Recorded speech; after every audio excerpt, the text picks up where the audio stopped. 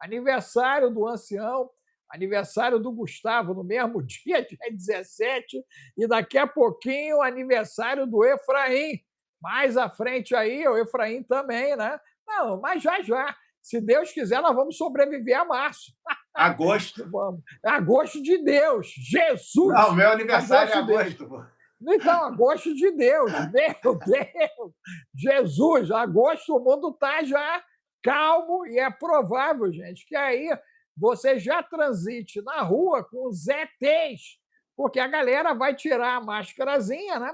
E você vai saber que o teu vizinho, que o fretista, aquela pessoa do caixa, aquela pessoa do pão, meu Deus, o padeiro, ele é um ET, Jesus!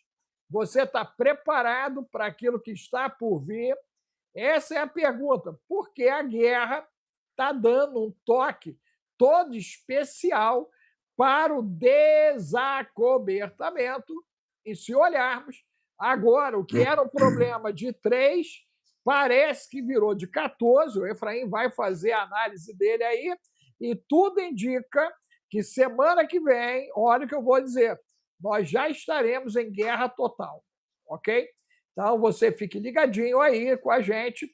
Se eu gritar e o Efraim corre, você corre, porque em Brasília já pegaram o Vacaro e seguraram ele para não correr. Então você que pode correr, você fica ligado. O Vacaro não corre mais, não, já seguraram. Não vai correr, não, não vai correr, não. Ok? Mas vamos lá, Efraim, diga para mim, irmão, como é que nós estamos nessa Estamos, bagaceira? estamos prontos para ver o mundo. Assim, o que estava acontecendo antes era a preparação. Agora nós estamos começando a ver as consequências. Olha. Eu até publiquei que sumiram milhares de documentos que o DOJ, que é o DOJ, Departamento de Justiça americano, tinha disponibilizado na rede dos arquivos Epstein, e simplesmente milhares desapareceram agora com a guerra. Estavam lá e não estão mais. Que isso?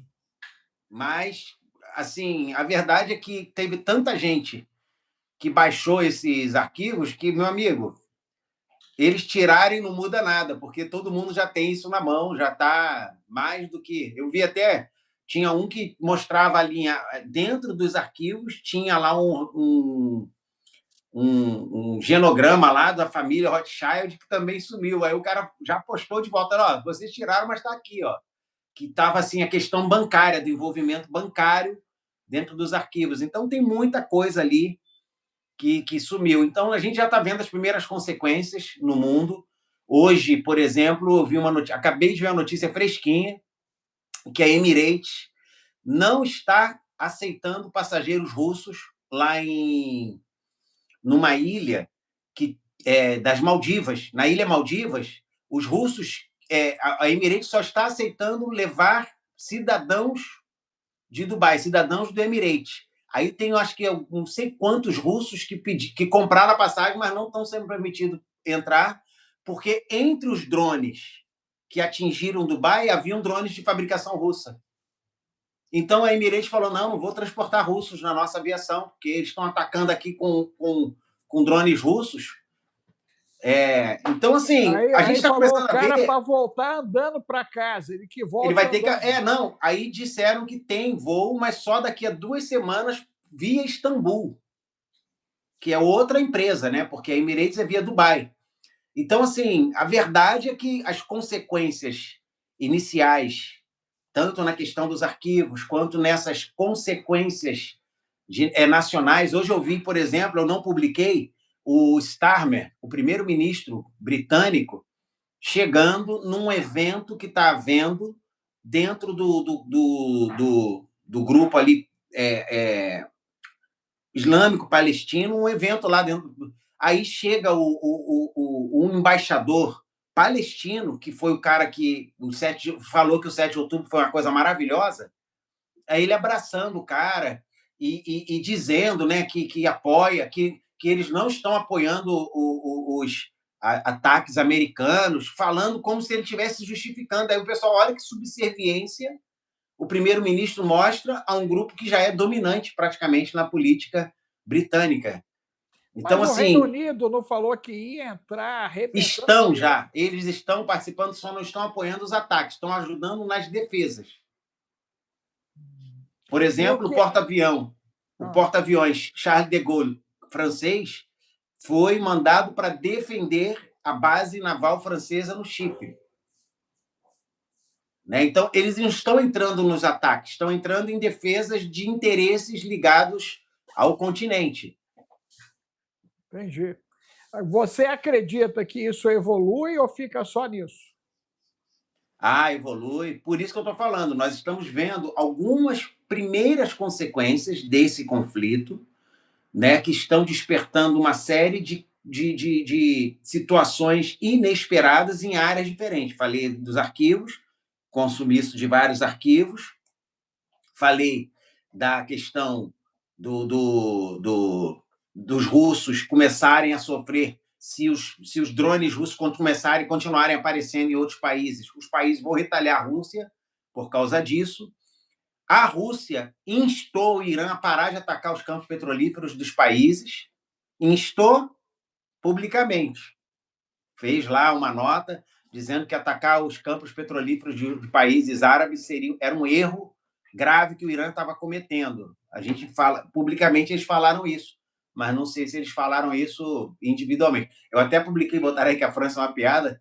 Rapaz, eu publiquei o Macron com o exército lá dentro, em frente ao submarino nuclear, cantando Les enfants de la patrie, quer dizer, cantando o hino nacional francês, diante de assim, eu achei distópico demais aquela cena, parecia uma cena de filme, né, dos anos 70, 80, De fim do falando da mundo, né? Guerra Fim Fria. do mundo, fim do mundo. Eu, quando E olhei parecia aquilo, uma cena da Guerra Fria, cara. eu pensei logo em Planeta dos Macacos, sabia? Você é a sua referência. Eu tô rindo, porque você acho que é o único filme que você cita. É sempre esse. Você lê muito de filme, não. Então esse é o seu filme referência. Mas olha só que interessante. Eu acabei de ver um vídeo daquele apóstolo Robson aí do Rio de Janeiro, teu vizinho, e ele dizendo que Deus mostrou para ele que nós estamos em Apocalipse 9, na época dos escorpiões com ferrões, que vai acontecer. E que nós estamos. E isso que ele disse depois está de acordo com muitos servos de Deus de vários lugares do mundo, que eu tenho ouvido testemunho de gente dos Estados Unidos, Europa, alguns também da América Latina e da América Central, dizerem que estão com discernimento de que nós estamos no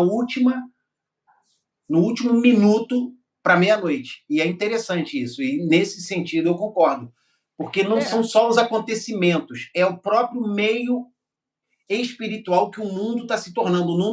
Você viu a demonstração agora da passarela de Paris? Eu botei agora, hoje, o desfile de moda de Paris? Parece um desfile de moda do filme da família Addams, cara. Isso acontecendo agora, no meio disso tudo, o desfile lá mais importante, lá um dos mais importantes de Paris, está acontecendo, as pessoas vestidas de vampiro, com unha grande, com umas roupas esquisitas, pessoas com maquiagem monstruosa, como se fosse um Halloween, uma coisa muito esquisita, muito distópica. Será já a manifestação do engana-trouxa já em curso, Efraim? Porque o Stereo já é uma preparação para os híbridos, né? Os seres modificados aí geneticamente, e a turma não se assustar quando vê alguém com cabeça de cachorro, de porco, de cabra, de ovelha, porque algo está acontecendo com força nisso, e começou essa onda na Europa e já tomou toda a América, né? Então, a América do Sul, Central e Norte já tem os Sterens ali. Aí, na Alemanha, a garotada resolveu andar com pet invisível, já dizendo que está vindo aí uma peste para matar os pets, inclusive, ok? Isso já há uma previsão disso, um fungo que mate todos os pets. E aí, por isso que eu te falei do planeta dos macacos, porque ali, meu irmão, a parada está toda desenhada, meu irmão, e parece que o roteiro ali está se cumprindo. Você acredita que nós entraremos numa escalada profética, ou isso ainda é um ensaio para a preparação para dias mais difíceis à frente? Eu acho que nós não vamos entrar e nem é um ensaio, eu acho que nós já estamos em situações apocalípticas, proféticas, porque um dos sinais que o Senhor diz que aconteceria, e eu gosto muito de basear minhas percepções proféticas em cima das palavras do Senhor, né? Porque ele falou de forma objetiva, ele não falou de forma simbólica, dando subjetividade. E ele claramente disse, o próprio termo que ele usa, que seria como as dores de parto, é como uma coisa em sequência e cada vez mais rápido, cada vez mais forte, né? O tempo entre os acontecimentos e a força com que aquela contração vem. Então, eu acredito que nós estamos. Eu tinha dito isso em setembro, que nós tínhamos entrado. Você repetiu isso várias lives depois. No dia 23 de setembro, eu falei: eu tenho convicção de que nós entramos no princípio das dores. Por percepção, não é por nenhuma leitura profética, não tive nenhuma visão. Foi uma percepção que eu tive de que nós estávamos entrando. E você chegou a citar isso em algumas lives depois, em outubro e novembro, que eu tinha falado isso.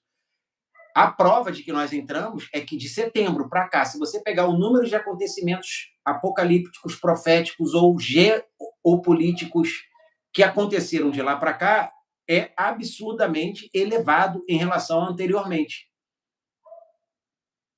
Coisas que não eram esperadas, situações que estavam meio que resolvidas e, de repente, elas se mostraram totalmente não resolvidas, e eu acho que culminaram nesse acontecimento no Irã.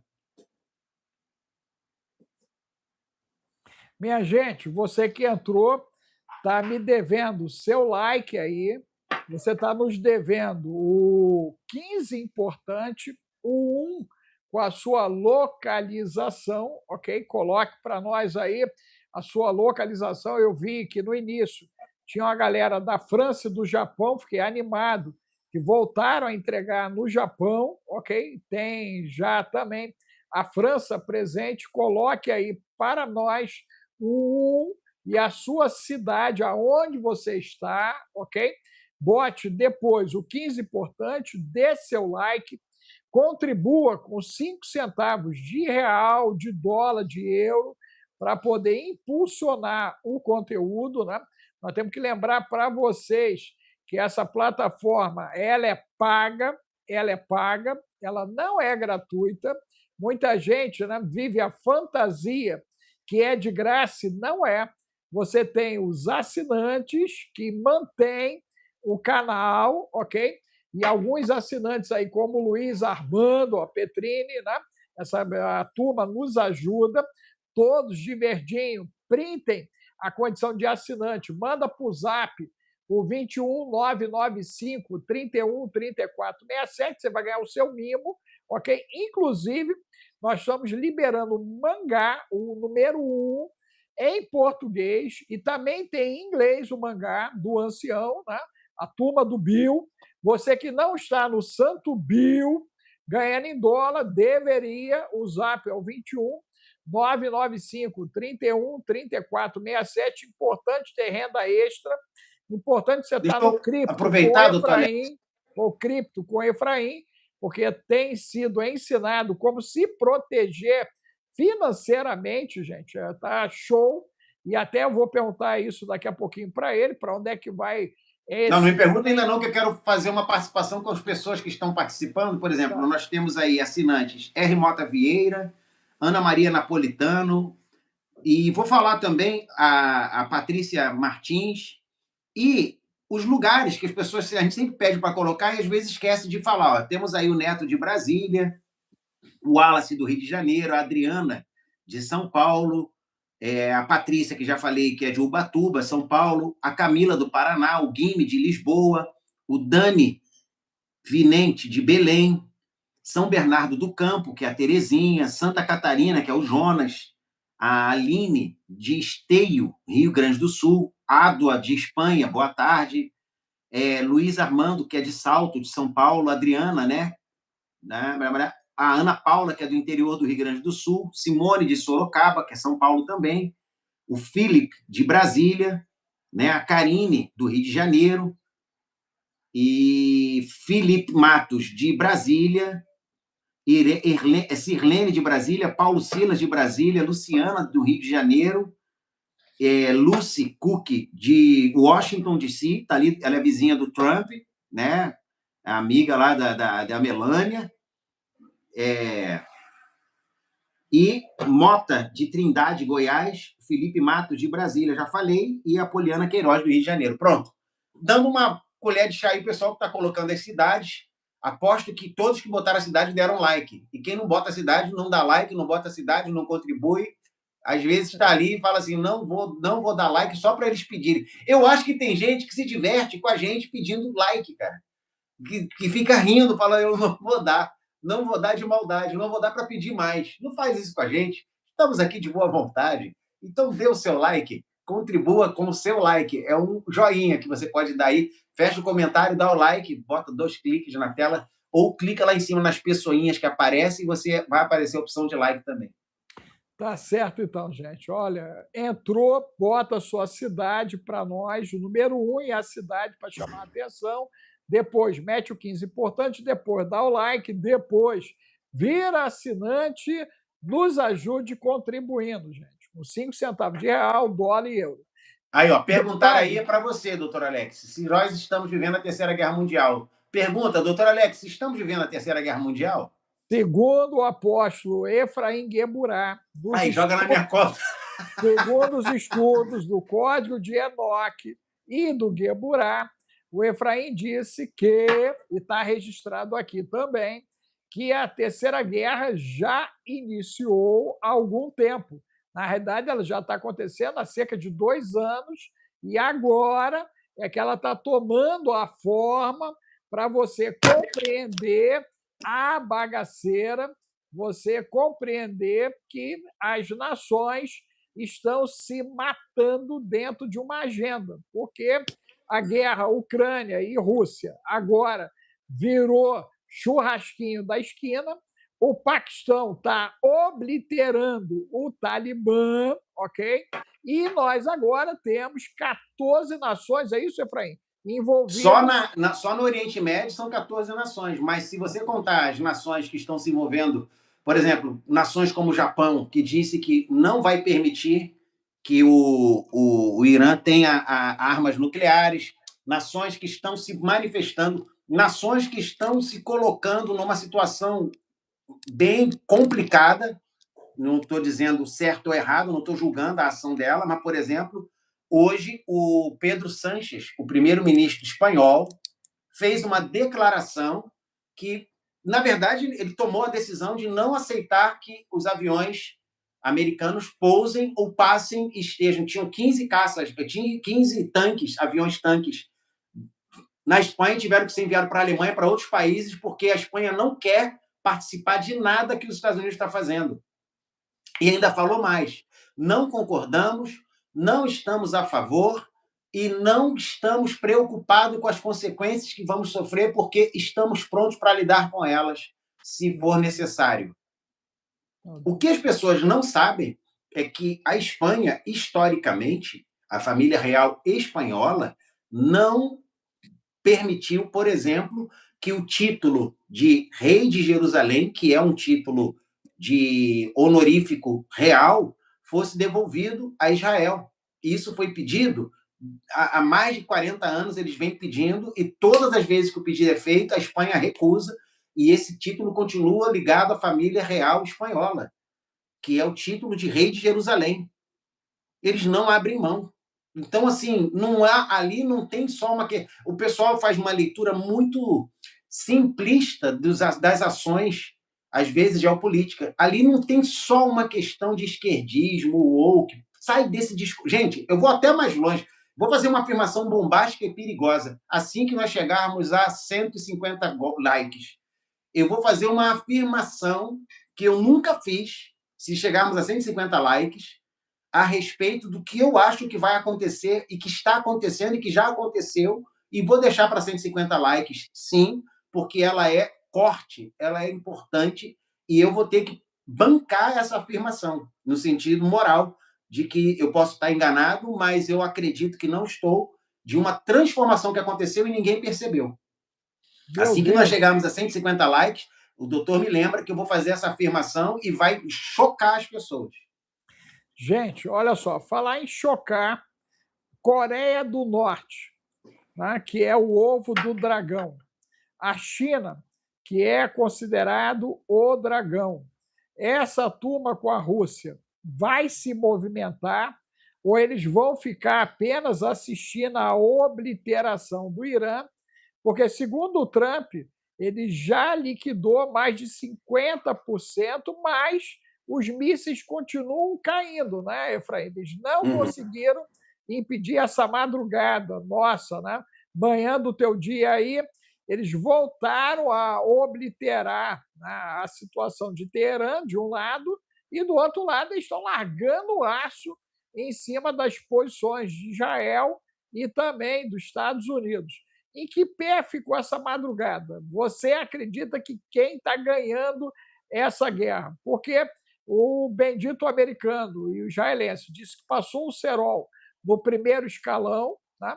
Mataram 88 atolados de uma vez, né? Ali naquela situação, porém, um dos caras que eles disseram que tinha matado, o cara apareceu.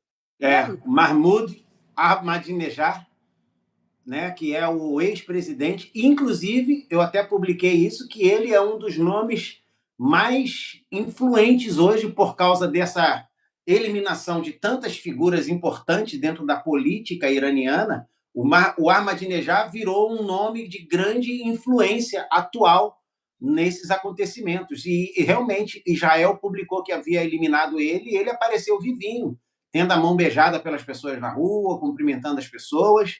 É um sósia. Não, acho que houve engano e, assim, põe em xeque, será que todas as mortes anunciadas aconteceram? Porque essa foi anunciada com certeza pelos canais israelenses, né? E eu também publiquei, não sei se o doutor Alex chegou a ver, uma publicação que eu fiz, até fiz publicação mesmo, sobre o Moctaba, o filho do... Sim. Que ele está cotado agora. Não, ele já era o indicado do pai para assumir. Lembra que eu falei que a morte do ex-presidente, eu falei isso na live de ontem ou antes de ontem, que a morte do ex-presidente iraniano tinha sido criada e motivada por ele. Quem é ele? O Mojtaba Khamenei. Ele é o filho do líder supremo e é, segundo analistas israelenses de política interna iraniana, 10 vezes mais perigoso que seu pai. Veja que aquele helicóptero caiu e eles explicam o porquê. Ele, primeiro, é o guardião que nunca saiu da sombra do pai. Ou seja, era ele quem promovia a segurança para o pai. Segundo, ele que administrava o escritório e os assuntos políticos. Tipo o Mohammed bin Salman, na Arábia Saudita, era ele em relação ao pai. Ele era quem tuitava. Todas as vezes que o Ali Khamenei, que o pai fazia publicações, não era o pai, era o filho. Ele tinha autoridade de falar em nome do pai dele. Olha aí que coisa forte essa afirmação que eu fiz, né? Parece até religiosa, mas é isso aí.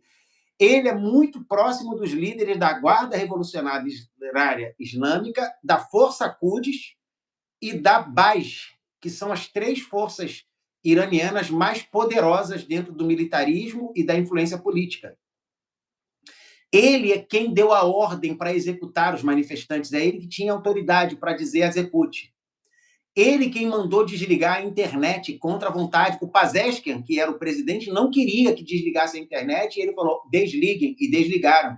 Ou seja, ele já mandava mais que o presidente com o pai vivo.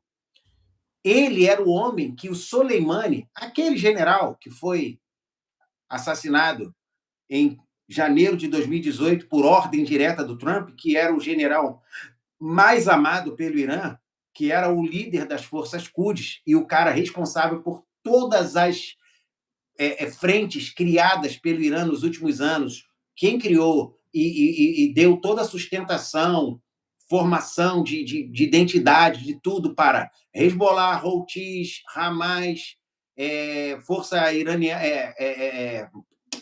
xiita no Iraque, todos aqueles grupos que estão fora era o Soleimani. ele se curvava só diante de uma pessoa, do filho do Ali Khamenei, que é esse Mojtaba. Era a única pessoa para quem ele se curvava. Literalmente, ele cumprimentava ele se curvando. Ou seja, ele é o homem mais poderoso e o mais perigoso do Irã, inclusive que o seu pai, que sabia que se fosse levado, e ele não quis dificultar, a gente já falou sobre isso, ele sabia que quem o procederia, que estaria após ele, era alguém que foi preparado para estar à frente. Então, se esse cara sobreviver... E é isso que eu te perguntar, Efraim. Por que Israel ainda não foi atrás dele, então? Não, pode, não foi, a gente não sabe se não foi, mas que não chegou nele ainda não chegou. Se foi, não alcançou. Só misericórdia, hein? Só misericórdia. Minha gente, você como eu, que está impactado, escreva 15 importantes. 15 importantes, porque você está vendo um jogo de 1000 folhas. Cada folha que tira, aparece mais cremezinho. Tira a folha, mais cremezinho. Docinho de 1000 folhas. Bota aí 15 importantes. Dentro dessa perspectiva, Efraim, você acredita que até o último homem e a última mulher da ala xiita, eles querem, de fato, agora, inspirados pelos antecessores obliterados, virarem mártires também? Na tua concepção, nós estamos diante de algo imparável. Enquanto houver um deles respirando, eles vão querer praticar o assassinato e a obliteração do grande Satã? Com certeza. É quase impossível desfazer a... Veja, eu tenho falado aqui que o Irã é um país muito capaz, no sentido de conhecimento e inteligência. Esses caras criaram um plano para nunca acabar o poder deles. Eles não têm 5 camadas de substituição, eles devem ter umas 100 camadas de substituição em todas as áreas de influência, poder e capacidade. É mais ou menos o que aconteceu, mal comparando, com o primeiro mandato do Trump, que não conseguia fazer quase nada, porque todas as áreas de decisão que ele precisava influenciar estavam tomadas por muitos anos de controle democrata. Você me lembrou da República da Jabuticaba, né? Nós estamos enfrentando isso. Eu não quis nem citar, eu não quero nem citar a República da Jabuticaba, porque a gente teria que entrar em assuntos políticos que, para mim, já estão ultrapassados. Quando chegar aos 150, eu vou dizer por quê. Aí o que acontece? No segundo mandato, o Trump vem, chama o Musk e diz, cara, tu tem carta branca para despejar essa malucada toda que está fazendo pressão para manter o controle democrata nas áreas. Aí o que o Musk fez? O cara era... O Musk, assim, cara, o cara é neurodivergente, meu amigo. Se você pega um cara que nem ele, tu pede para ele resolver um problema, ele só vai parar quando resolver o problema. É a qualidade máxima de um cara como ele. E ele foi, meu amigo. Tanto que ele foi ameaçado de morte. Mas ele já tinha feito o trabalho principal. Ele tirou com o Dodgeball. Aí o que ele fez? Olha que golpe de inteligência. Por isso que ele é um cara assim, muito... Pessoas muito inteligentes são muito perigosas. Porque tu dá uma missão ao cara e o cara faz do jeito que precisa ser feito. Ele pegou um monte de garoto. Para com isso, doutor Alex. Assim o pessoal vai achar que tu é neuro também. Mas vamos lá. Aí... Jesus. Agora eles vão caçar os inteligentes. Aí, meu Deus. Aí, tu se esconde aí, brother. Tu se esconde. Aí, ó. Ele pegou um monte de garoto e jogou os garotos para sair mandando embora. Tá demitido. Você não fez o que você foi chamado para fazer. O cara estava lá há 30, 40 anos fazendo um trabalho e foi demitido por um garoto de 20 anos. Tu imagina. É tipo assim, é uma coisa, não é só humilhante, é uma coisa distópica. O cara não consegue reagir àquele tipo de... E o cara ter sido mandado embora. Então, o Doge fez aquele serviço de 3 meses, o Musk foi convidado a sair para pouparem a vida dele, porque ele estava realmente quase morto. Porque ele mexeu numa coisa que durava quase desde a independência americana, meu amigo. Verdade. Os caras estavam ocupando aquilo ali há gerações. Era tipo os cartórios no Brasil, que ia de pai para filho, para neto, para bisneto, do coronel, seu não sei o que lá, das caravelas que chegaram, sabe? E, e os caras mexeram. Então, lá no Irã, você imagina, isso era nos Estados Unidos, a maior nação democrática do planeta, como a gente fala. Tu imagina, se isso acontecia nos Estados Unidos, a terra dos bravos e dos livres, da águia voadora, imagina no Irã. Quantas camadas esses caras já deixaram programado para, se esse aqui sai, esse entra, se esse acaba também, entra esse. Os caras devem ter um organograma de umas 100 camadas de pessoas que são treinadas há anos para irem substituindo, para não perder o poder, porque o povo iraniano tem poder limitado. Esses caras no governo, eles, tipo assim, você quer ver uma coisa? O Trump falaram assim, você acha que o Reza Pahlavi é a pessoa indicada para assumir? Ele disse, eu acho que não. Ele falou isso agora, numa entrevista. Eu nem quis publicar, porque eu falei, ai, cara, mais uma. Ele falou assim, eu não acredito, eu acho que tem que ser alguém que esteja lá dentro. Como ele fez com a Rodrigues, a Delcy Rodrigues, na Venezuela, ele acha que tem que ser alguém que já está dentro do jogo, porque inteligentemente, cara, o cara comprou quantas empresas esse cara já comprou? Se você pega uma empresa que está dando lucro e tu compra ela inteira e tu cisma de substituir todo mundo que está no comando com pessoas suas, tu vai perder meses de avanço até os caras entenderem como aquilo funciona. Ele já estava acostumado com isso, então você tem que pegar alguém capaz de compreender o sistema junto, que tenha a autoridade de tocar o negócio, mas deixar quem está ali nas áreas principais de funcionamento, dar a eles segurança, ó, ninguém vai ser mandado embora, queremos continuar com vocês, queremos trabalhar junto. Cara, você vai ter empresa junto contigo. Ainda vamos te dar mais benefícios que antes. Pronto. Efraim, cadê você, meu amigo? Ó, foi o Efraim falar do pronto, gente. Você aí que entrou, bote a sua cidade para nós, ok? Coloque 15 importante aí, ok? Eu vou jogar uma cereja, Efraim, no que você está colocando aí, que é o seguinte: ali, Alá já disse que o grande Satã tem que ser destruído. Como o cara vai fazer pacto com o grande Satã? Mas assim, por isso que eu estou falando. A bandeira vermelha foi erguida. Ergueram a bandeira vermelha. Ela significa vingança. Oi?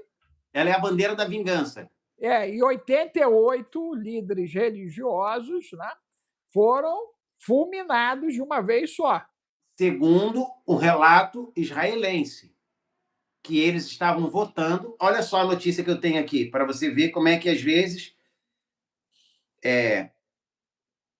Peraí. Às vezes. Aqui, ó, peraí. A Irã International, que é um site de notícias, disse que o Mojtaba Khamenei, filho do falecido Ayatollah, foi eleito o próximo líder supremo do Irã já. O Israel alega que pegou o negócio da votação, que tinha 88 votantes, e eliminou todos de uma vez. Antes ou depois da eleição? E realmente pegou os 88 ou não? O Irã alegou que aquele lugar que eles atacaram estava vazio há muito tempo, que já não é usado para esse tipo de coisa. Então, quem está falando a verdade? Pelo que o Irã publica, eu creio que o Irã fala mentira. Nós vimos isso naquele ataque lá no Kuwait, né, que eles atacaram uma base que, de fato, não havia nada na base, e eles mostraram um estardalhaço absurdo.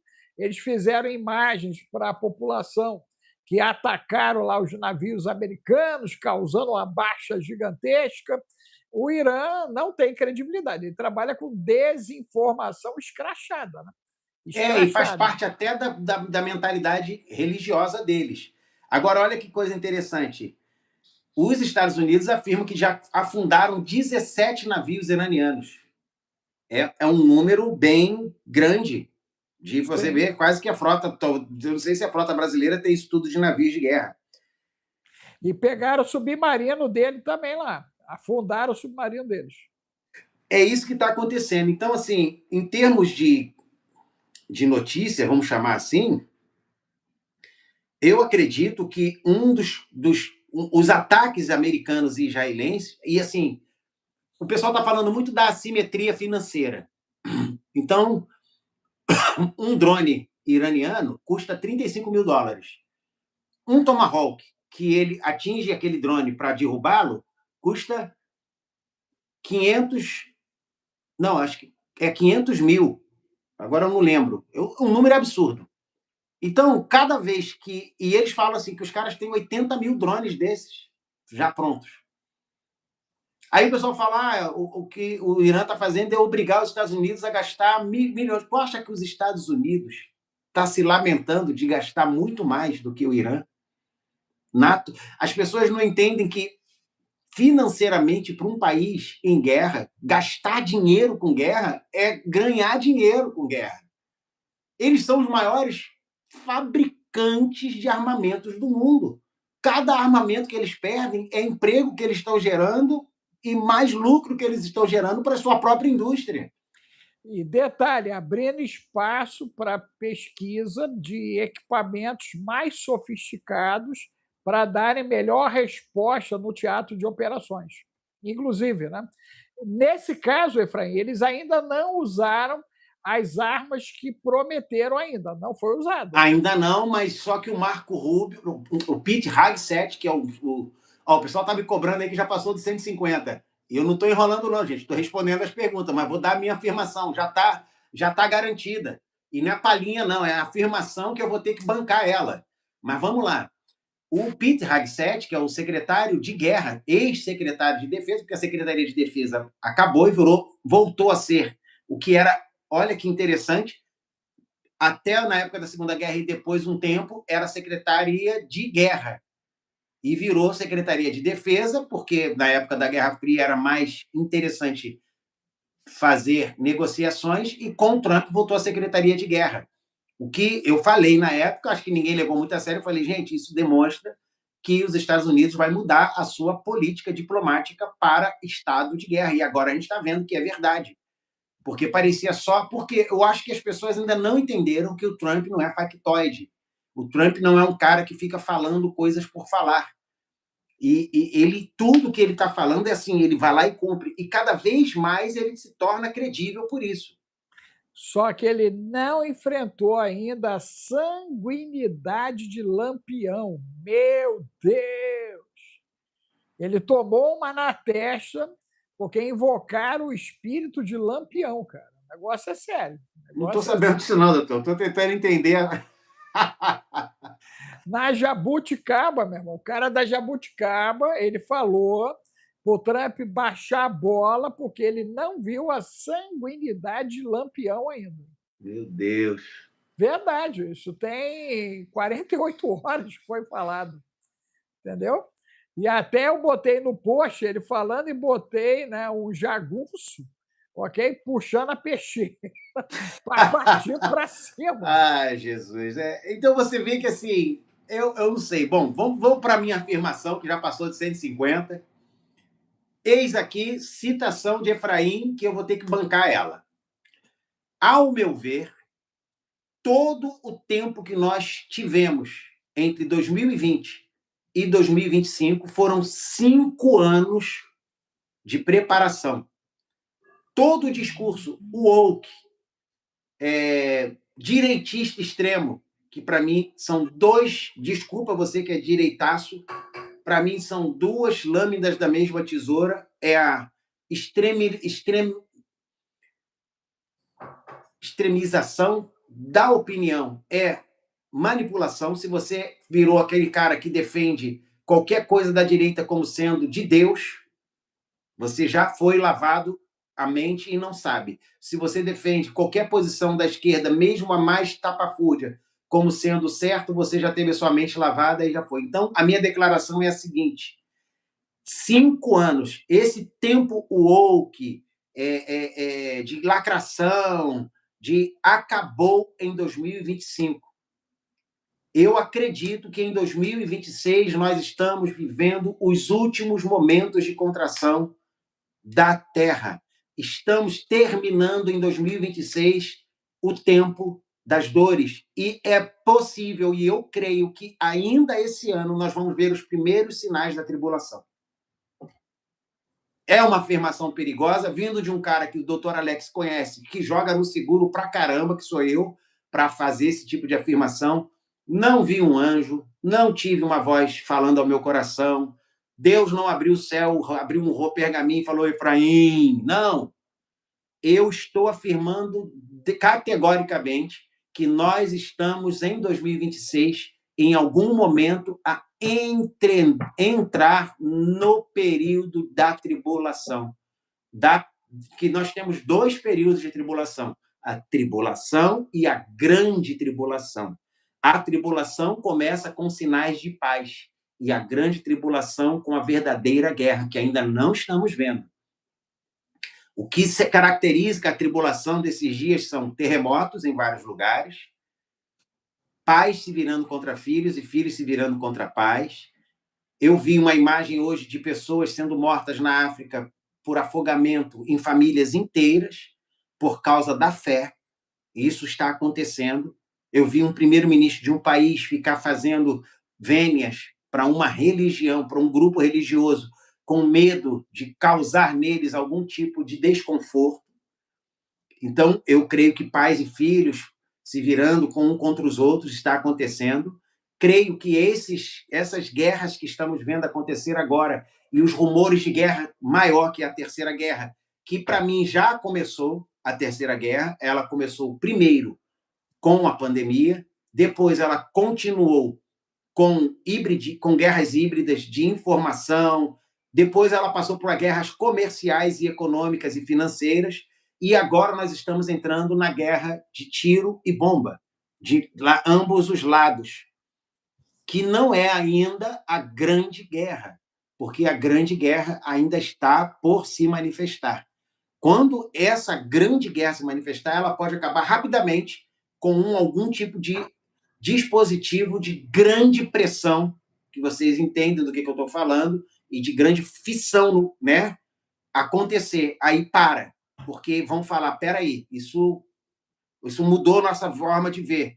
E aí vai vir um período de pretensa paz, aonde nós vamos ver a manifestação de alguém que vai trazer totalmente uma nova forma de abordar. E eu acho que a gente está muito às portas disso acontecer, é a minha afirmação. Creio que nós estamos para ver isso em 2026 ainda. E não vai ser assim, vamos ter que esperar até 2027. Em 2026, tudo que eu falei vai acontecer. Minha gente, olha só, código de Enoque, sábado, Efraim, esse final de semana é dobradinha Efraim por 4 semanas, gente. Código de Enoque, Efraim está assumindo lá a imersão e o Gueburá, ele está assumindo de novo ali, né, a primazia do Gueburá no domingo. Você consegue se inscrever nas duas através do Zap 21 995 31 34 67. Você manda lá Enoque, você manda Gueburá, você pode mandar Bill, se você quer ganhar em dólar, Santo Bill, você manda, né, justamente aí, né? E aí você tem acesso à mamadeira, a promoção da mamadeira do ancião, do ozônio, gente. Botem o ozônio dentro de casa, a doutora Silmar, o kit viral, neural, céu azul. Por quê? Se o que Efraim está colocando é real, você tem alguns meses de preparação. E aí, isso nos leva até a questão cripto. Eu perguntei para o Efraim como é que ficaria o mundo cripto a partir dessa guerra, né? Nós podemos ter, finalmente, a primazia cripto surgindo em meio a esse caos. Qual é a tua expectativa, né? A aula cripto é essa semana ou semana que vem? Semana que vem. Então vai ser show, né? Porque o pau vai torar, então, se torar o pau, como é que fica a cripto nesse universo? Por quê, gente? O Efraim trouxe uma informação aqui, que eu peguei no ar, que era a respeito das armas que o Irã estava vendendo, recebendo em cripto. Se eu falo recebendo literalmente em stablecoins. Eles estavam vendendo literalmente uma stablecoin, que a gente sabe que é a mais conhecida. E aí o Efraim, quando noticiou isso, acho que foi em janeiro, se não falha a memória, acho que segunda ou terceira semana de janeiro, né? De lá para cá, as criptos fizeram isso aqui, as big techs, né? Foram forçando, né? Porque há uma forçação aí, e 60% em média de valores foram obliterados, o que tira o oxigênio do Irã nessa solução, já que economicamente eles já estavam sufocados. Toda aquela movimentação da água, nós temos que lembrar que Israel tinha explodido na guerra de 12 dias o sistema de águas do Irã, gente. Lembre-se disso. E economicamente, o Efraim já tinha falado, acho que é o Riad, né? Ele tinha despencado também depois da guerra dos 12 dias, o que não estava bom, ficou pior, e a população começou a se irritar com a falta de tudo, inclusive da água, que naquela região água é ouro, literalmente água é ouro. Talvez você que ainda esteja na Europa, em alguns lugares dos Estados Unidos, do Brasil, não dê o valor à água, mas a África dá, o Oriente dá, e a Ásia também dá, tá, gente? Então, existem lugares do mundo que a água ela é preciosíssima. E você lembra que há uma expectativa de guerras por causa de água, inclusive, por causa de água potável, ok? Efraim, como é que fica, então, essa tua afirmação de janeiro, que eles venderam armas, estavam vendendo pela Statecoin, a queda delas, especialmente da número 1, né? A número 1 fez isso aqui, né? Vertiginosamente ela veio. No caso aí, a cripto, eu digo as stablecoins, são as moedas baseadas em moeda fiduciária, que seria, no caso, o SDT, o SDC, a Ledger, da XRP, que são moedas ligadas ao valor do dólar, atreladas ao dólar. Eles estavam comerciando, não só o Irã, tá, doutor Alex? Todos os países ex-BRICS, ou BRICS ainda, estavam trabalhando nessa área, só que isso foi permitido por... Efraim, cadê você, meu irmão? Efraim está trazendo algo importantíssimo, tá, gente? Muito importante, porque você que é aposentado, você que ainda está empregado, principalmente em multinacionais ou empresas que dependem de multinacionais, nós podemos ter desemprego em massa a partir dos meses de abril e maio, por conta da guerra, tá, gente? E dessa movimentação financeira que a gente pode chamar anômala. Então, isso deverá afetar a empregabilidade e os investimentos de multinacionais, inclusive no que tange às terras da jabuticaba. Nós vamos ter problemas de empregabilidade, quebra de empresas entre os meses de abril e maio de 2026. Efraim, você estava fazendo o seu comentário, né? Quando foi Sim, o que acontece? Eu acredito que as moedas que estavam sendo usadas por esses países, e ainda estão, foi permitido, não de forma aberta, mas de forma indireta pelos Estados Unidos, porque é do interesse do governo americano que as criptomoedas se estabeleçam no mundo todo, porque eles, por causa das leis, estão muito avançados em termos de regulação para as cripto. Aí o pessoal fica achando que cripto é só Bitcoin. O Bitcoin é a principal. A Bitcoin continua sendo considerado ouro digital. O único risco para a moeda Bitcoin que existe é o Satoshi Nakamoto, que é o criador. Seja ele uma pessoa, uma organização, um grupo de pessoas, não importa, que detém numa carteira 1 milhão de bitcoins, que nunca foi mexida mais do que uma ou duas vezes, e foi só no início, ela ficou parada. Então, quem tiver o controle dessa carteira tem o controle do Bitcoin, que vale hoje trilhões de dólares. Então, assim, não é uma coisa pouca você ter uma pessoa que, tipo assim, ele seja o banco central do Bitcoin, porque ele tem 1 milhão de Bitcoins. Se esse cara chega num dia, existe, ou quem detém, não precisa ser a pessoa, quem detém essa seed, quem detém essa senha lá, dessa carteira, num dia decide vender 500 mil Bitcoins, ele arrebenta com o Bitcoin. É o único risco que existe hoje na Bitcoin, quanto mais ela fica valorizada. E o que acontece? Por que, que as criptomoedas vão ser e não vão... Aí você vê um monte de gente falando que isso não sei o quê, que vai acabar com o mercado, que isso é uma... Não, gente. É porque as pessoas não entendem que a Bitcoin não funciona como se fosse um mercado negro. As pessoas têm a falsa impressão... Roxo. Roxo. As pessoas têm a falsa impressão de que é uma coisa ilegal, escondida, fantasma, que você consegue movimentar dinheiro sem... Não é assim. Para você trabalhar dentro desse mercado de grandes valores, você tem milhares de confirmações. Quando se cria uma moeda, os caras passam chaves junto com a transferência. A moeda chega na wallet definida e a moeda fica lá e o cara não consegue usar enquanto quem criou a moeda não liberar uma chave de permissão. Não é uma coisa que você faz o que quiser e que você vai ali na esquina e troca por um mercado negro, não. A coisa é totalmente... Roxo. Mercado roxo.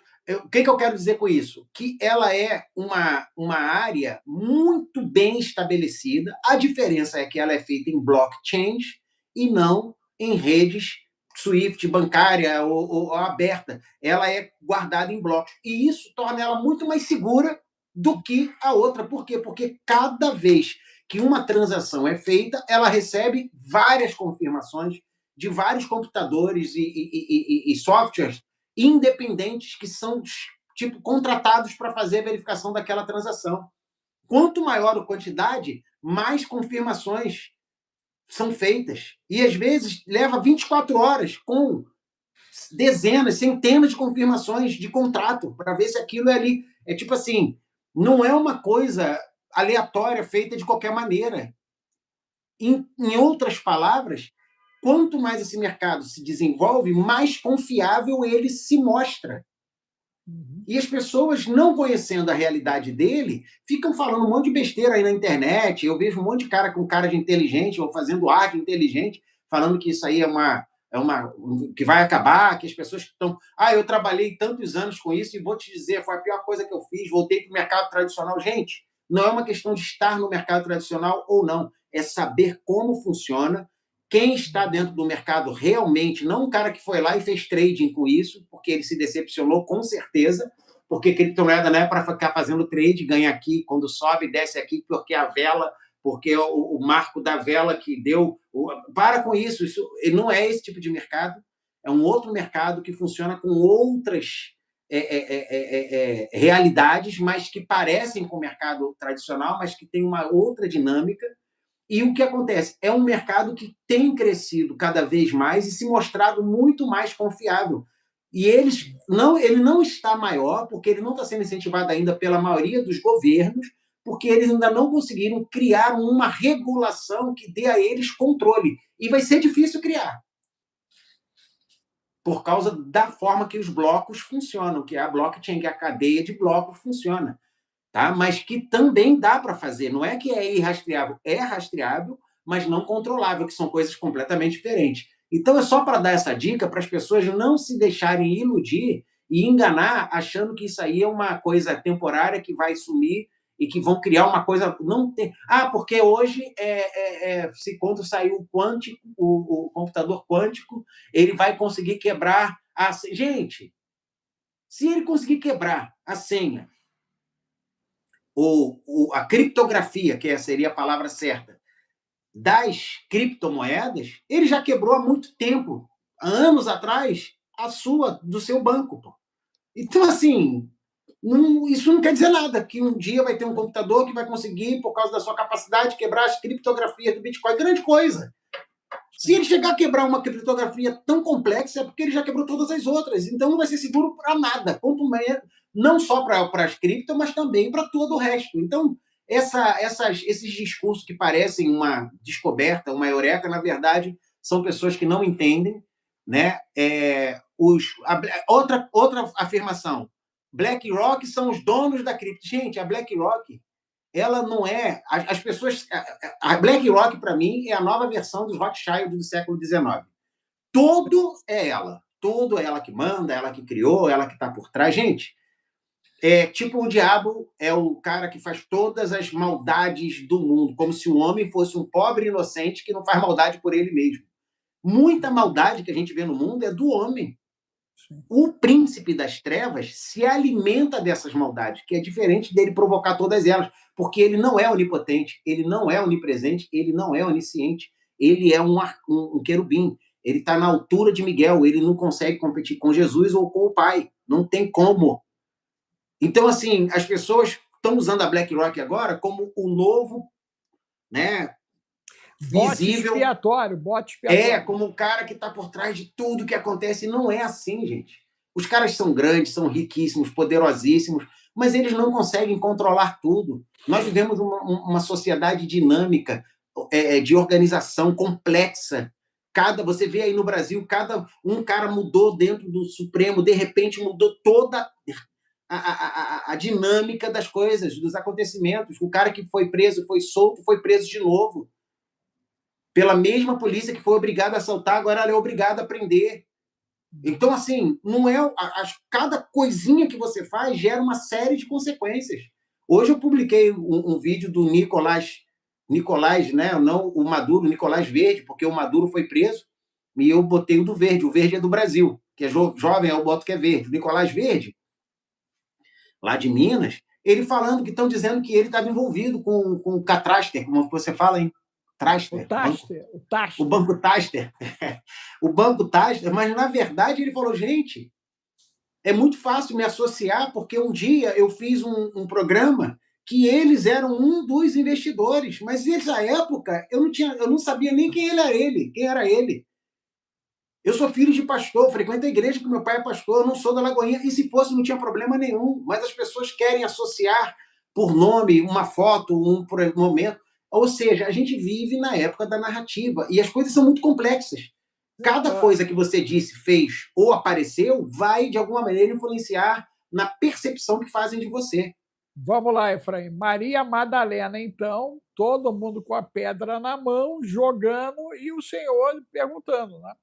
Quem não tem telhado de vidro, que jogue a primeira pedra. Né? Boa observação do Wallace, doutor Alex. Perfeito. A frase, ele conseguiu reunir numa frase um monte de coisa que eu disse aqui. Muito bom, Wallace. Ok. Então, a pergunta esse efeito Maria Madalena, jogar a pedra.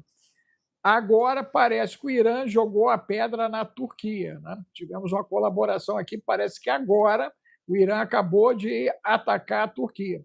Dá uma checada se isso é real. Se isso for real, gente, isso já muda o cenário, porque a Turquia é a OTAN. E Efraim, se não falha a memória, foi em janeiro ou dezembro, falou sobre isso, né? Sobre a posição da Turquia e a Turquia sendo da OTAN. Se a Turquia foi atacada, agora o pessoal da OTAN vai ser obrigado a se posicionar.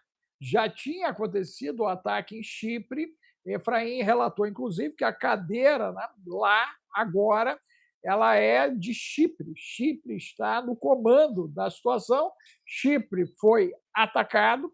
Você viu, Efraim, já noticiando a movimentação inglesa e francesa. E se a Turquia foi atacada, agora a OTAN tem que entrar em cena, Efraim? Aqui, estou pesquisando aqui, eu já achei alguma coisa. Vamos lá. Ok. Então, gente, ó, enquanto o Efraim... Não, vamos falar agora. Já? O Devlet Bahçeli, um político turco, economista, ex-vice-primeiro-ministro e atual presidente do Partido do Movimento Nacionalista de extrema-direita e ultranacionalista, fez a seguinte declaração na TV turca: o calife Omar conquistou Jerusalém, Saladino conquistou Jerusalém, e lá, estes 4 nomes são importantes e simbólicos para Jerusalém. Aí... Enquanto o Efraim volta, gente, agradecer aí o Gustavo. Gustavo, tem que alinhar a nossa live aí para amanhã, cara. Amanhã ou sexta, me passa o zap dando ok aí para nós fazermos. Está na hora de botar aí o nosso artilheiro, né? Que vem de trás para fazer o gol, né?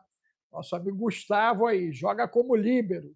Ele vem lá de trás e faz o gol aí dentro da parada. Essa ideia do chapéu de alumínio, ela é real.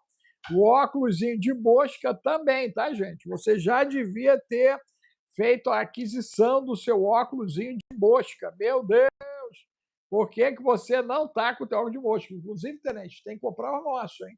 Eu já pedi aqui, nós vamos escolher um modelo bonitinho, mas você meta o óculos de mosca, hein? Bota na tua cara esse óculos aí. E se quiser saber por quê, você vem para o código de Enoque, no sábado lá com o Efraim, vem para o Gueburá e vem para o Esquadrão Águia. O Esquadrão Águia, nós vamos estar fazendo ele nessa quinta-feira, agora, por causa da guerra. Seria ontem, eu deixei para quinta, para ver para onde a treta vai. Mas, pelo que nós vimos acontecendo com a França, gente, com os aposentados, eu corro para o cripto com Efraim, tá bom? Eu entendo que todos que são aposentados estão na linha de frente de um sistema perverso. Todos que têm 2 imóveis também estão, e todos que têm recursos fiduciários, quer dizer, dinheiro, também estão. Então, sugiro que você venha entender o que está acontecendo e para onde a treta vai, para depois você não fazer aquele efeito valha-me Deus, meu Deus, por que, que eu não ouvi o Efraim, por que, que eu não ouvi o ancião? Eu creio que vale a pena você ouvir para tomadas de decisões, porque, inclusive, o Banco Inglês está se preparando para a invasão aliens, e é o Banco Central, tá, gente, inglês. Então, preste atenção aí, você que está dormindo em berço esplêndido, ao som do mar e a luz. Vamos lá, Efraim, tu ia comentar aí a Turquia. O ministro das Relações Exteriores da Turquia transmite a preocupação de Ankara ao seu homólogo iraniano a respeito do míssil balístico lançado do Irã para o espaço aéreo turco, que foi neutralizado. Efraim, o Gustavo botou aí que é a OTAN que pegou esse cara. Então, segundo eles, uma caixa de Pandora acabou sendo aberta hoje no Oriente Médio, porque se a Arábia Saudita intervir militarmente contra o Irã, eles vão fechar o estreito de Bab el-Mandeb e entrarão em guerra direta abrangente com a Arábia Saudita. O Irã afirmou, os Houthi do Iêmen estão dizendo isso. Os iemenitas querem uma guerra terrestre, dessa vez que acabe com o domínio da Casa de Saúde para sempre. Isso é uma declaração de um oficial. Ele citou isso.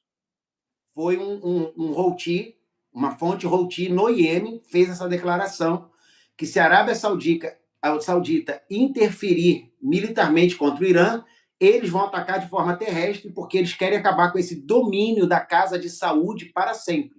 Eu falei aqui que há um confronto entre xiitas e sunitas. Os sunitas são comandados pela Casa Saúde, pelos sauditas, que são o principal ramo de domínio, poder e influência sobre os sunitas, que são a maior parte dos islâmicos do mundo, são sunitas, e há um confronto e uma disputa de quem é o representante, se são os sunitas ou os xiitas. Lembrando que a morte do Ali Khamenei, o líder supremo, pode puxar a sardinha do coração jihadista dos islâmicos do mundo, como já aconteceu com alguns sunitas em vários países, como o Paquistão e outros ali, em favor de uma jihad a favor dos islâmicos.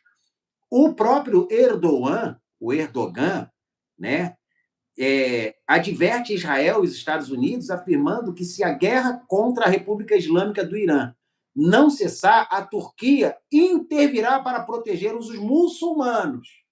Ele não diz que vai lutar contra eles. Então, são afirmações que vão se chocando. Mas aí, Efraim, isso está ligado, então, a uma guerra religiosa interna dentro do Islã, o que reforça a aliança abrâmica do Crislã. Bom, com certeza, porque, veja, o Irã não é um problema só para Israel. O Irã é um grande problema para o mundo islâmico sunita.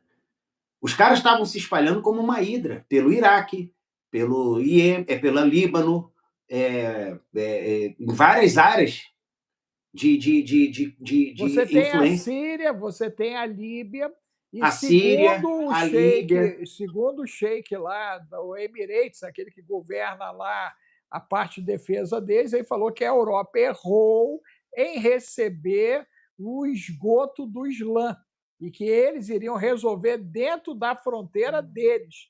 E a Europa foi lá e abraçou essa turma e deixou eles entrarem. Você lembra disso que ele falou sobre isso? Foi dito por um sunita.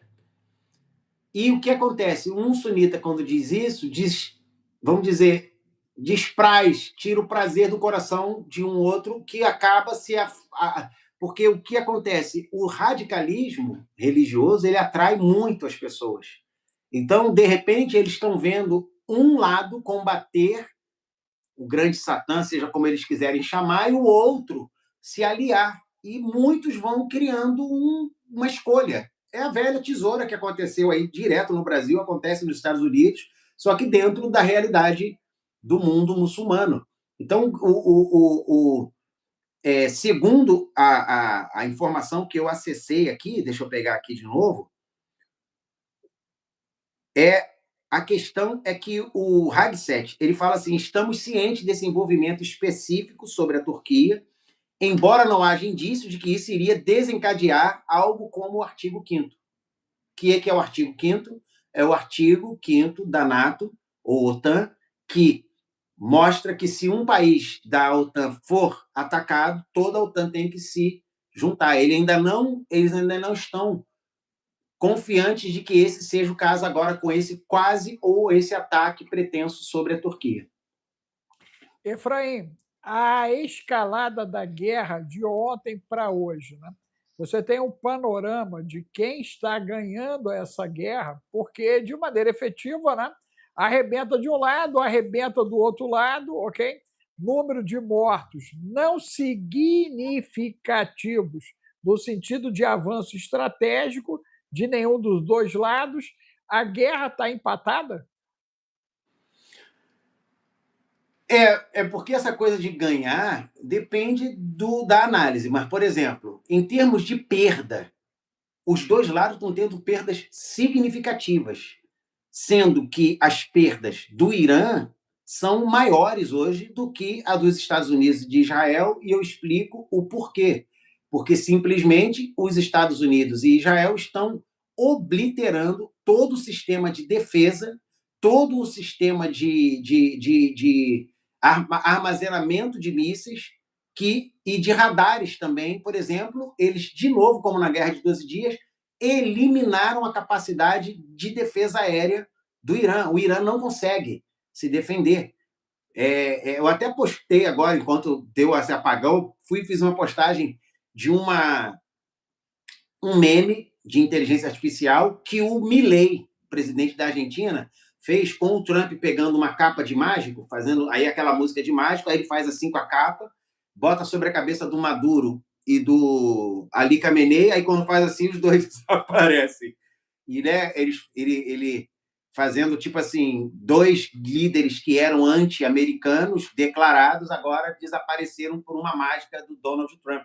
O que para mim parece um meme de brincadeira, mas que acaba para nós que temos mais informações e já falamos aqui na live sobre isso, remonta à ideia daquela grande esotérica, vou chamar assim, mas ela é maga mesmo, a Marina Abramovic, que falou que o Trump é um grande mago branco de uma ordem muito importante de magos que veio para fazer o mundo mudar. Se ela está falando com razão e se ela estava certa ou não, eu não sei, mas que o mundo está mudando com essa nova administração Trump, está. E que ele provocaria isso. Agora, Efraim, é legal desmistificar o conceito mago para a galera, né? Mago é sábio, tá, gente? Sábio. Mago vem de sábio, né?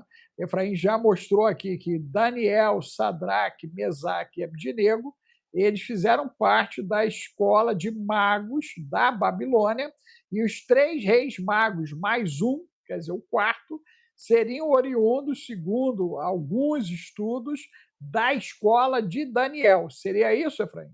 Sim, porque o que aconteceu? Eles fizeram parte, tá isso na Bíblia, e eles não foram influenciados por aqueles princípios esotéricos, pelo contrário, eles sempre mostravam uma sabedoria superior a aqueles magos. Isso está bem descrito no livro de Daniel. E como Daniel teve uma vida que ele chegou muito jovem, né? Ali eles eram jovens mesmo, então ele viveu por muito tempo, ele acabou sendo a voz mais influente dentro daquela escola que a realeza babilônica mantinha de sábios. Eles não mudaram por causa de Daniel totalmente, mas ele virou. Eu acredito que aqueles reis chamados magos, que eram sábios do Oriente, que é da região babilônica, chegaram influenciados pelos ensinamentos deixados por Daniel a respeito da estrela do Messias, porque eles vieram adorar. E a prova de que isso tem uma base bíblica é que em Lucas, o rei Herodes chama os sábios judeus para questioná-los desta informação que os sábios trouxeram, que ele ficou muito espantado com aqueles sábios babilônicos, conhecendo conceitos que ele não tinha ouvido falar nem mesmo entre os judeus. Quando ele chamou os sábios judeus, eles falaram, não, é isso mesmo. Eles confirmaram a informação dos sábios babilônicos, dizendo, de fato, tem a estrela do Messias, e é ela mesmo que está formada no céu. Tudo que eles disseram é isso mesmo. A pergunta que não quer calar. Se eles viram que era isso, por que, que eles não creram? Porque se os caras que eram sábios judeus perceberam que os magos babilônicos, que eram sábios babilônicos, chegaram a uma conclusão que eles que estavam ali em Jerusalém não tinham chegado, eles deviam ter falado, cara, eles estão certos. Agora, o que, que você acha que aconteceu? Aconteceu o que a gente chama de orgulho religioso. Se chega uma voz dissonante com outro arquétipo e fala uma coisa que Deus te mostrou, você não vai querer dar bônus para esse lado de lá, porque você vai estar meio que confirmando o outro lado.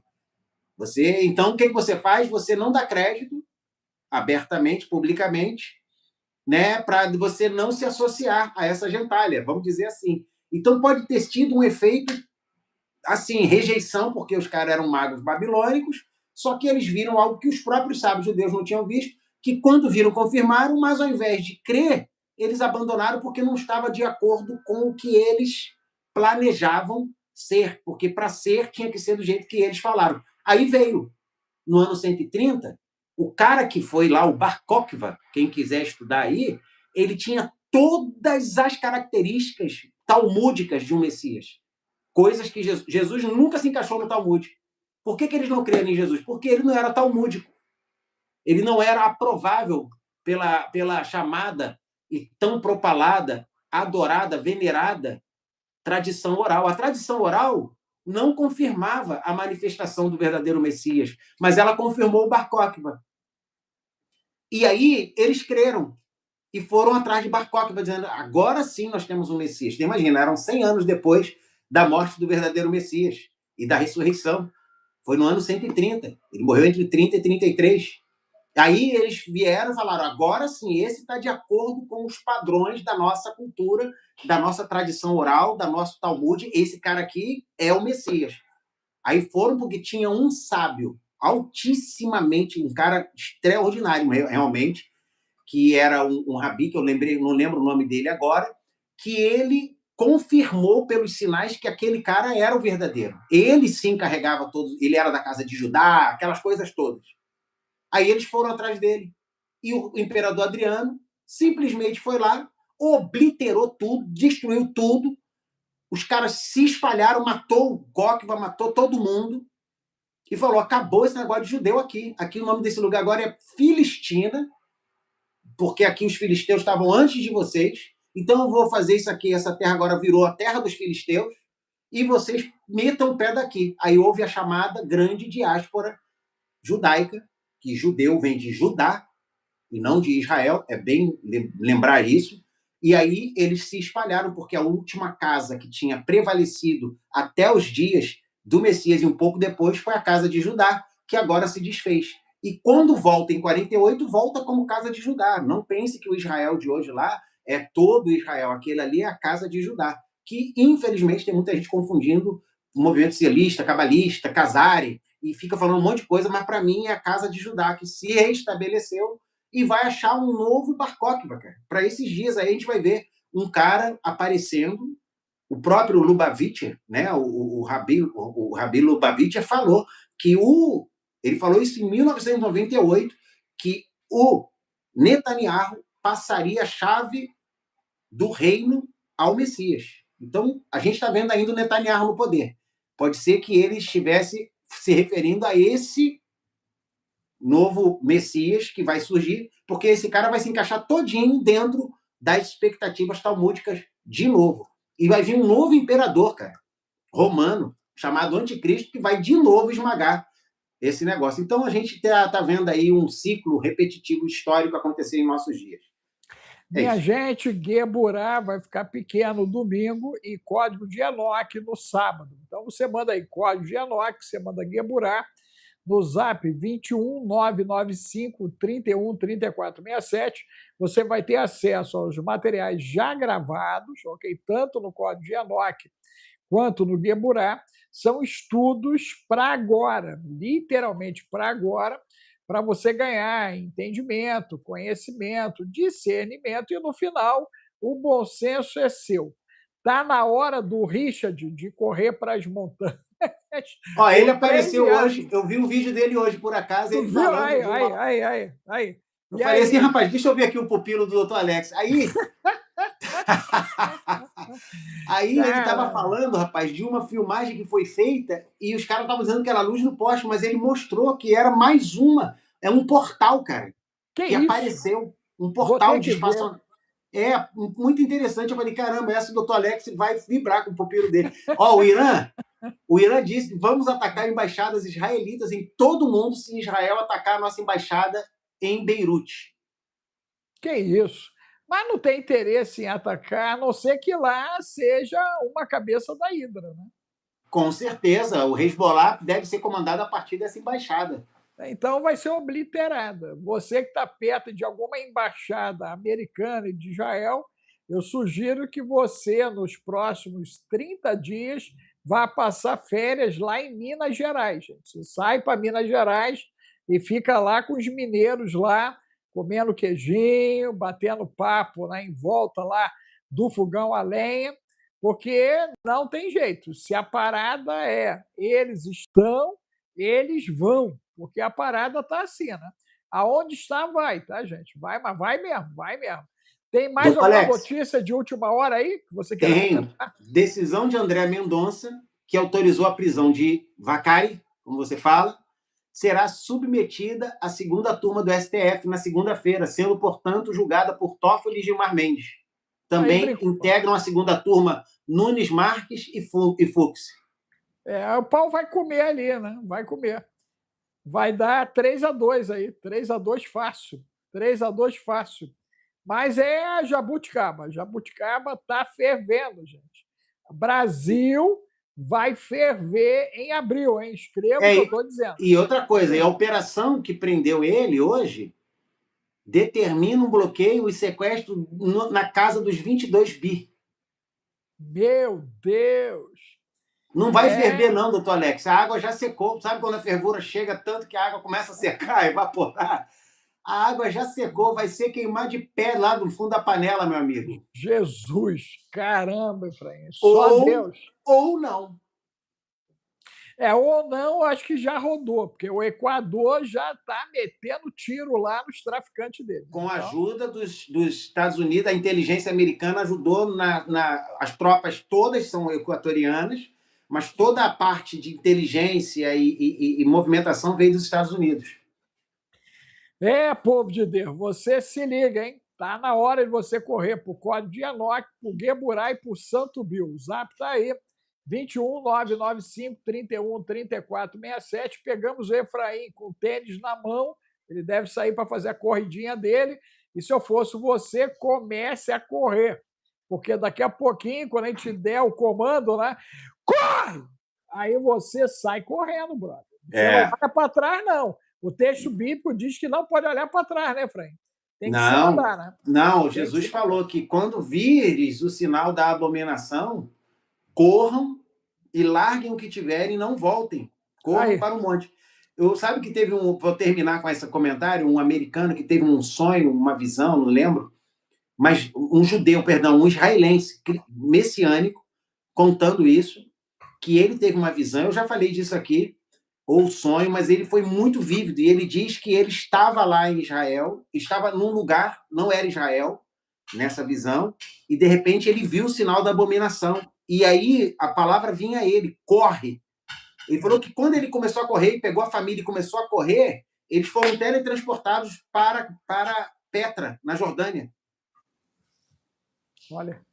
E ele falou que entendia que aquela corrida era tipo aquilo que aconteceu com o Felipe, e ele ainda cita isso como o Felipe, que ele saiu correndo e apareceu em outro lugar. Ele diz que aqueles que não corressem, e teve gente que não correu, ficou para trás. Quem correu em obediência foi teletransportado imediatamente para dentro de cavernas monstruosas, já todas equipadas, com alimento, com tudo, para eles sobreviverem ao tempo da tribulação lá. Que o inimigo não tinha chances de chegar lá, o anticristo. Cara, eu fiquei muito impactado com aquilo, muito impactado. Eu vou tentar achar isso de novo e transcrever isso para a gente falar disso aí mais profundo. Tá certo. Minha gente, um abraço. Daqui a pouquinho eu estou indo para São Paulo. Você que está em São Paulo, vamos estar gravando o TubaCast. E hoje tem dobradinha, TubaCast e Power Talks no YouTube, trazendo materiais inéditos aí, né? A respeito de tudo que temos debatido aqui, né? Com o Efraim, com o Gustavo, né? Com o professor Baruch e outros que nós, o Rodrigo lá, da Suíça. Então, é uma síntese, né? Do comeu, não leu, pau comeu. Esse é o tempo. Comeu, não leu, pau comeu. Então, corre aí, vem para o Gueburá, venha para dentro, né, do Código de Enoque, venha para o Santo Bill, venha para o Esquadrão Águia. Você simplesmente venha. Não fique parado. Está na hora, gente. Vamos nós aí. Efraim, obrigado aí. Boa corrida. Tchau, tchau. Boas lives aí, que seja tudo bem, que você seja, mais uma vez, pontual e bem direcional aí para chegar a mais pessoas com boas informações. Obrigado a todos aí, shalom para todos. Shalom, shalom, meu amigo. Tchau, tchau.